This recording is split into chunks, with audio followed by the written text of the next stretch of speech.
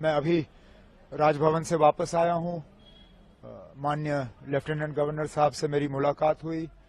मुलाकात के दौरान मैंने उन्हें नेशनल कॉन्फ्रेंस, कांग्रेस, सीपीएम, आम आदमी पार्टी और जिन इंडिपेंडेंट्स के तरफ से नेशनल कॉन्फ्रेंस को समर्थन की चिट्ठी मिली है, उन्हें उन चिट्ठियों को मैंने लेफ्टिनेंट गवर्नर साहब के हवाले किए और उनसे गुजारिश की कि जल्द से जल्द वो तारीख मुकर्रर करें ताकि यहाँ ओथ लिया जाए और लोगों की चुनी हुई हुकूमत जो है अपना काम संभाले। किस तारीख को sir oath ceremony?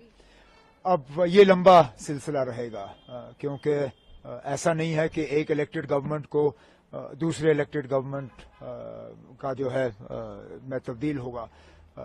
Central rule है, यूनियन टेरिटरी है और गवर्नर साहब को एक अपने कागज तैयार करके पहले राष्ट्रपति भवन भेजने हैं।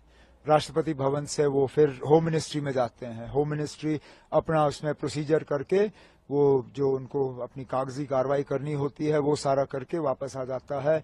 तो फिलहाल हमें ये कहा गया है कि इसमें 2-3 दिन तो लग ही जाएंगे। तो अगले हफ्ते ट्यूसडे वेंसडे से पहले मुझे उम्मीद नहीं है।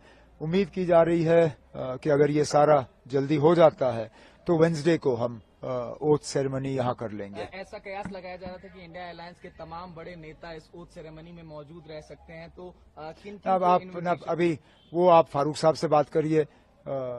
इंडिया ब्लॉक के लीडर वो हैं और इन्विटेशंस अगर जाएंगे तो उनके तरफ से जाएंगे।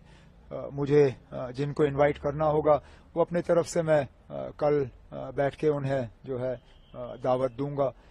लेकिन फिलहाल तो अब ओथ की तैयारी हो रही है। सर, आज कांग्रेस लीडर्स भी मिलने आए थे, तो क्या कोई डिमांड्स या कुछ नहीं, उन्होंने डिस्कशंस तो हमारी रहती हैं। हम मिलके हुकूमत बना रहे हैं। उनका जो है लेटर ऑफ सपोर्ट हमें हासिल हुआ है और उन्होंने आज अपनी बैठक की।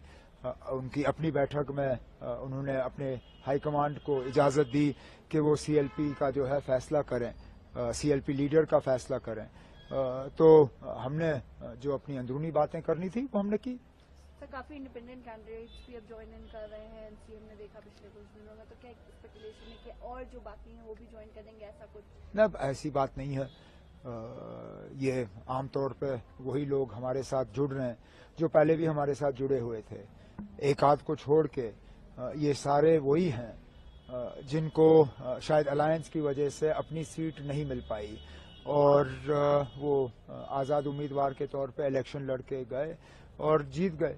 अब वो अपने नेशनल कॉन्फ्रेंस के साथ में वापस आना चाहते हैं और एक आध ऐसा है जो नेशनल कॉन्फ्रेंस में रह के हमारे साथ एक नया रिश्ता कायम करना चाहता है, जिसकी हमने सराहना की, जिसको हमने वेलकम किया और इन्हें लोगों के वोट हासिल हुए क्योंकि लोगों की उम्मीदें हैं कि उनके इलाकों में काम होंगे और मेरा फर्ज बनता है कि उनके मैं जो है हाथ पकड़ के उनके इलाकों में उनकी मदद करूं। सर, एक आखिरी सवाल। इल्तिजा मुफ्ती जी क्लेम कर रही हैं कि बिज बिहारा में एनसी के वर्कर्स जो है वैंडलिज्म कर रहे हैं, they are attacking their workers. How do मुझे कुछ नहीं कहना इसमें। ये अब अगर किसी तरह का सबूत है तो वो पेश करें। जिनके खिलाफ इल्जाम लगे हैं वो तो उनके खिलाफ अब केस करने के लिए तैयार हैं, डेफेमेशन के। अब ये अदालत को फैसला करने दीजिए कौन सही है कौन गलत। सर, जम्मू डिवीजन के इग्नोरेंस का एक बड़ा आरोप लगा। कोई इग्नोरेंस नहीं है ना, कोई इग्नोरेंस नहीं ना। आप पता नहीं एएनआई को डिप्टी सीएम का क्यों इतना शौक है। आप हम पे छोड़ दीजिए, हमने किसको कहां से लेना है। और फैसला या ऐलान यहाँ आपके एजेंसी के तरफ से नहीं होगा। आप हम पे छोड़िए। मैं बार बार ये कहता आया हूं कि हम किसी इलाके को इग्नोर नहीं करेंगे और इस हुकूमत में जम्मू इग्नोर नहीं होगा। और इससे ज्यादा आप क्या सुनना चाहते हैं?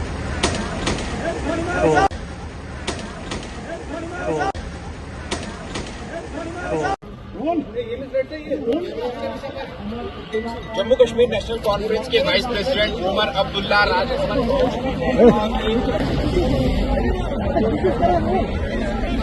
इधर आओ यार आप लोग।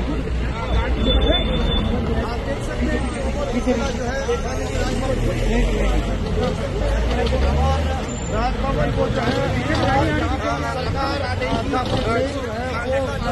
मनोज सिन्हा के सामने रखेंगे और ये तस्वीरें